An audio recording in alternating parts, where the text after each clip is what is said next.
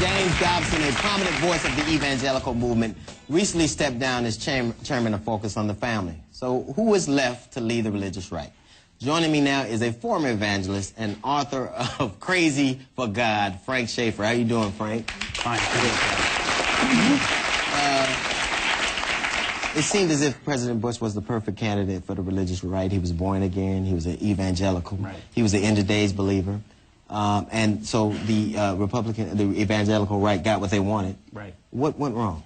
Well, he, first of all, was unqualified to be president.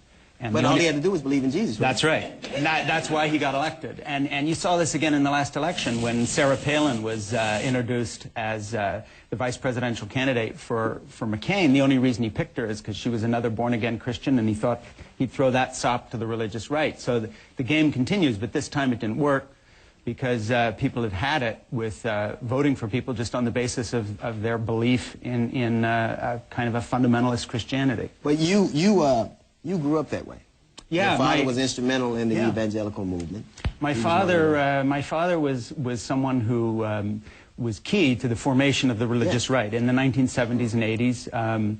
You know, for people who know about that little subculture within our country, Francis and Anita Schaeffer were big names. And Crazy for God, my book, the memoir, really starts talking about what it was like to grow up in that home. And then later, as we became so politically involved, you know, palling around with the Bush family, you know, Dad going to the Reagan White House a number of times and meeting with the president about, you know, pro-life issues and all these other things. That's the world I grew up in.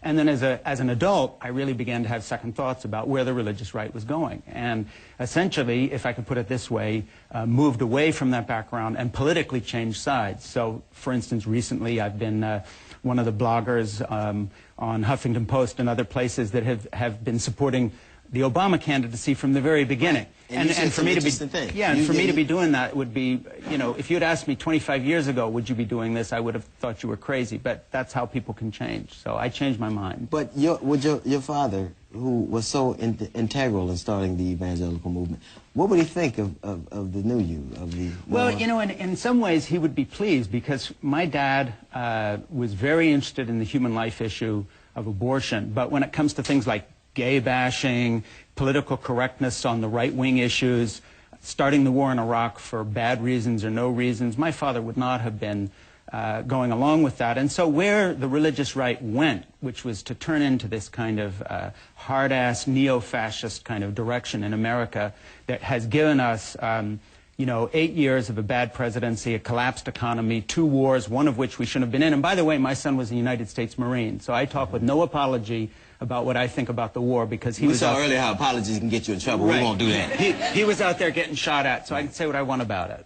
And then the fact of the matter is, I just think we've come through a very, very bad time, and unfortunately, I'm sorry to say, my dad and I, when I was a young man, and he, in his career, had a lot to do with it, because we were the people who, along with others like James Dobson, Pat Robertson, Jerry Falwell, and the others, we put all this crap in place. And now, the reason I wrote Crazy for God is because the title is literally that if you approach God in a certain way, it will drive you crazy. Right. And this has been a period of craziness. You've said some of the, you do blog for Huffington Post, and you've written some things, and I've read you for a little while, and you've written some things that I've never heard anybody say out loud.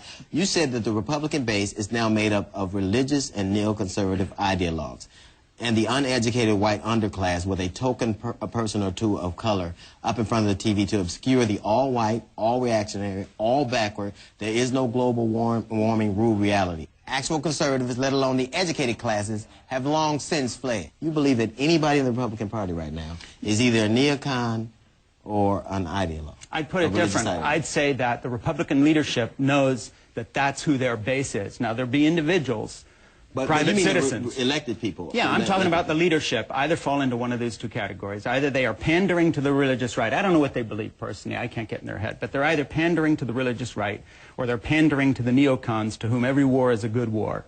And there's very little room in between. And the people, for instance, like William F. Buckley, who was a friend of my dad's, Barry Goldwater, you could have disagreed or agreed with them, but these were not crazy people. These were not Fruit Loops. They wanted a separation of church and state. Right, they wanted a separation of church and state. They were not using politics to beat people over the head with a moral crusade. They were not looking to start wars for no reason.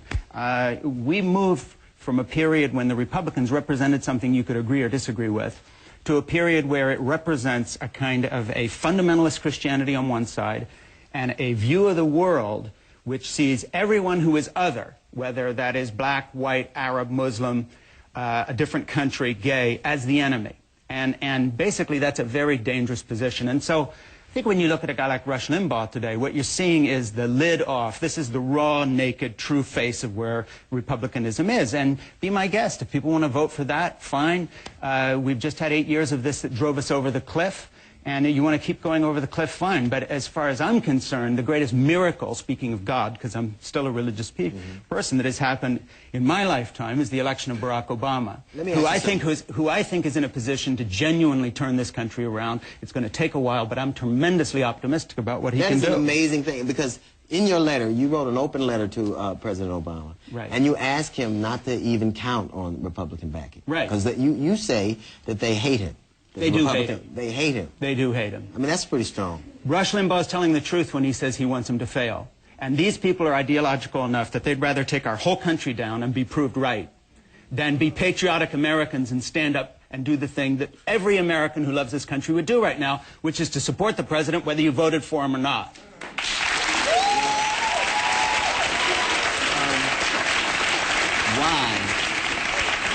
Why then are men like Rush Limbaugh and a woman like Ann Coulter so tremendously popular? Why then? It makes me, as an American, go, this is how a large percentage of the country feels. No, I don't think so. I think, you know, if people read my book, they're going to see that the religious right started with good intentions and then was manipulated by very crass people who have taken it in a different direction for personal gain. Today you have about 20 million people who buy all of Ann Coulter's books, watch Rush Limbaugh, send in the money to the televangelists. It's all the same people. The fact of the matter is there are 300 million of us. There's not 20 million of us. 20 million is I failed every math class I ever took. Me too, you talk good. I can't. But somebody in the audience will tell us what the percentage is, you know, 20 million of 300 million. It's not a big percentage. It's just a loud percentage. This is the drunk on the subway making all the trouble at the end of the car for all the people in the subway. There's 100 decent citizens on there. There's one ass at the front end who's molesting women. That's the Republican Party now in terms of the loud part.